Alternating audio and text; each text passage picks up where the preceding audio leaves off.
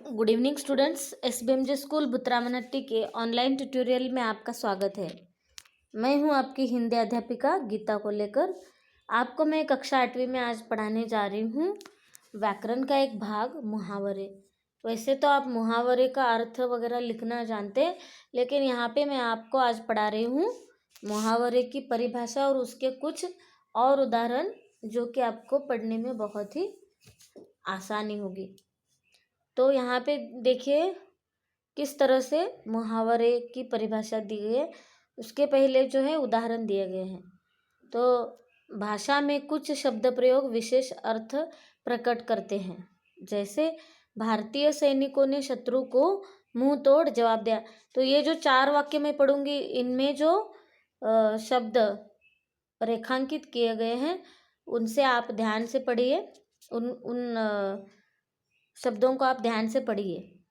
तो पहला वाक्य यहाँ पे है, भारतीय सैनिकों ने शत्रु को मुंह तोड़ जवाब दिया।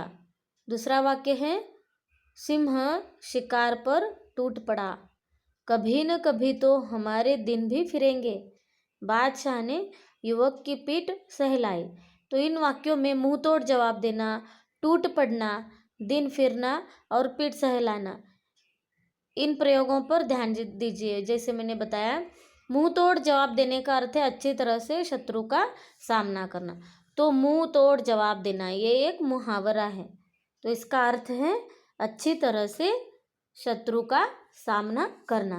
उसके बाद टूट पड़ना, इसका अर्थ है जोरदार हमला करना।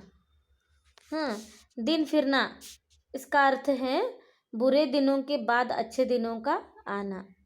जैसे हम बोलते हैं मेरे भी दिन आएंगे, अपना टाइम आएगा, तो उसी प्रकार का है दिन फिरना, यानी कि बुरे दिनों के बाद अच्छे दिन आना। पीठ सहलाना, इसका अर्थ है प्यार प्रकट करना, शाबाशी देना वगैरह। जो भी कुछ अच्छा कोई काम करता है तो हम क्या करते हैं, उसकी पीठ पर थपथपाते हैं, सहलाते हैं। तो उसको बोलते हैं कि आपके मन में उस व्यक्ति के लिए कितना प्यार है, रिस्पेक्ट है, उसको क्या करते हैं आप प्रकट करते हैं। तो उसको बोलते हैं पीठ सहलाना। तो इस प्रकार के विशेष शब्द प्रयोग को मुहावरा कहते हैं।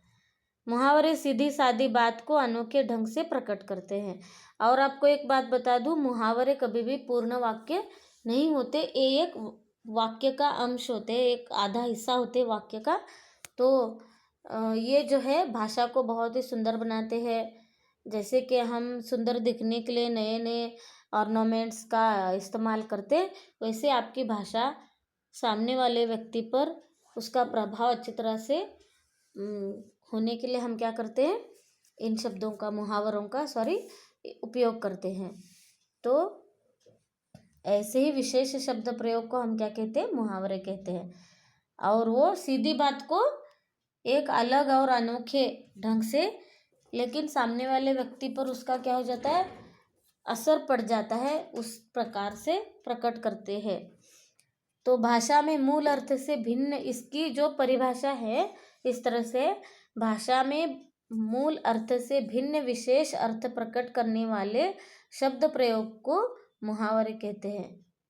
और ये हमेशा क्रिया के रूप में होते हैं। क्रिया यानी कि वर्ब, एक्शन वर्ड, पता है आपको, verb means an action word. तो मुहावरे हमेशा इस वर्ब यानी कि क्रिया के रूप में होते हैं। तो यहाँ पे कुछ उदाहरण आपको मैं बता रही हूँ, वाक्य प्रयोग और अर्थ के साथ उस मुहावरे को आपको किस तरह से वाक्य में उपयोग करना चाहिए, ये यहाँ पे मैं बता रही हूँ आपको। तो पहला मुहावरा, आगे कदम रखना। इसका अर्थ है आरंभ करना, शुरुआत करना, बिगनिंग जो बोलते हैं। आगे कदम रखना यानी कि एक कदम उठा के आगे रखना नहीं, शुरुआत करना, किसी भी काम की शुरुआत, उसको ही आरंभ बोलते हैं। तो वाक्य देखिए यहाँ पे, गांव की सफाई में कान्जी भाई ने सबसे आगे कदम रखा। जाके वो चलने नहीं लगे थे, उन्होंने शुरुआत की। गांव की सफाई करने के लिए पहले जो शुरुआत करने वाले व्यक्ति थे कान्जी भाई, तो उन्होंने आगे कदम रखा, मतलब सफाई के लिए शुरुआत की सबसे पहले। आमादा होना यानी कि तैयार होना, कहीं जाने के लिए। हाँ, आप क्या हो जाते हैं, तैयार हो जाते हैं ना अच्छी तरह से। तो उसी तरह से उसने जिनका भला किया था वही आज उसका बुरा करने को आमादा हो गए हैं। इस तरह से वाक्य में इसका उपयोग करना चाहिए। वाक्य में जब आप उपयोग करते हैं तो उसका अर्थ नहीं लिखना है, मुहावरा जैसा है वैसे ही लिखना है। लेकिन इसका अर्थ अगर आपको पता है तो आप उस मुहावरे को अच्छी तरह से अपने वाक्य में उपयोग कर सकते हैं। आंखें मूंदी जाना मतलब नींद आना। आपको जैसे मैं पढ़ाती रहती हूँ, नींद आती है ना, तो उसको ही बोलते हैं आंखें मूंदी जाना। राजेश पढ़ने का प्रयत्न कर रहा था पर उसकी आंखें मूंदी जा रही थी, आपके जैसे ही। देखिए यहाँ पे। उसके बाद आंखें भर जाना मतलब दुखी होना। परीक्षा में अनुत्तीर्ण होने पर शुभम की आंखें भर गई। आपको ऐसा कभी बुरा नहीं लगता है ना, आप हमेशा हंसते रहते, लेकिन दुख तो होता है। तो इसको ही बोलते हैं आंखें भर जाना। ओझल होना मतलब दिखाई न देना। जब गाड़ी ओझल हो गई तब हमने प्लेटफॉर्म छोड़ा। अदृश्य, आपकी दृष्टि के सामने से हट जाना, उसको ही बोलते हैं ओझल होना। उगता जाना यानी कि उब जाना। एक ही काम करते करते वह उगता गया था। इरिटेटिंग बोलते हैं ना। कहीं का ना रहना यानी कि बर्बाद हो जाना। जुए में लगातार हारने पर अब वह कहीं का नहीं रहा। कान खड़े होना मतलब अर्थ सावधान हो जाना।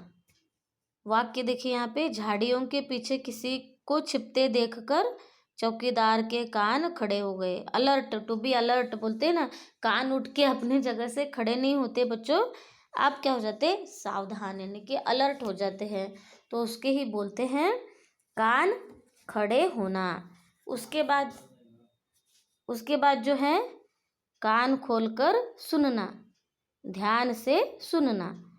तो यहाँ पे वाक्य है कान खोलकर सुन लो, अगली बार ऐसी गलती की तो निकाल दूंगा। उसके बाद 10वां मुहावरा है यहाँ पे उदाहरण, कान तेज होना यानी कि धीमी आवाज भी सुन लेना। सबको पता है कि पिताजी के कान बहुत तेज है। कुछ लोग ऐसे रहते हैं, आप उनके सामने कितना भी धीरे बात करो वो क्या करते, सुनते हैं धीमी आवाज। तो उसको बोलते हैं कान बहुत ही अच्छे होना मतलब तेज होना। कान पर जू न रेंगना, अनसुना करना। आपको कोई भी कुछ बताता है लेकिन आप जानबूझकर क्या करते हैं, उसको नेग्लेक्ट कर देते हैं। तो उसको ही बोलते हैं बात आपको सुनाई देती है लेकिन आप नहीं सुने जैसे दिखा देते हैं ना, उसको ही बोलते हैं अनसुना करना या फिर कान पर जू न रेंगना। शिक्षक ने कई बार चेतावनी दी पर प्रदीप के कानों पर जू न रेंगी। काम तमाम करना यानी कि मार डालना। रानी लक्ष्मीबाई ने मरते मरते शत्रु के कई सैनिकों का काम तमाम किया। किलकारी मारना मतलब बच्चों का हर्षपूर्ण ध्वनि करना। बच्चा किलकारी मारता हुआ आंगन में खेल रहा था। खरी खोटी सुनाना मतलब बुरा भला कहना।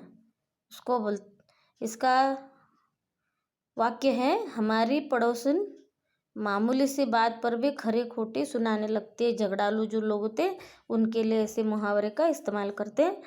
उसके बाद है लास्ट, खुशी का ठिकाना न रहना, बहुत खुश होना। इसका अर्थ है, वाक्य है परीक्षा में सर्वप्रथम आने पर राजेश की खुशी का ठिकाना न रहा। तो यहाँ तक ये है मुहावरे और उसके कुछ उदाहरण। ऐसे बहुत सारे उदाहरण हैं जो मैं आपको होमवर्क के लिए दे दूँगी। अगर इसमें कोई शंका है तो आप मुझे इस नंबर पे कॉल कर सकते हैं या फिर जीमेल कर सकते हैं। वीडियो देखने के लिए धन्यवाद।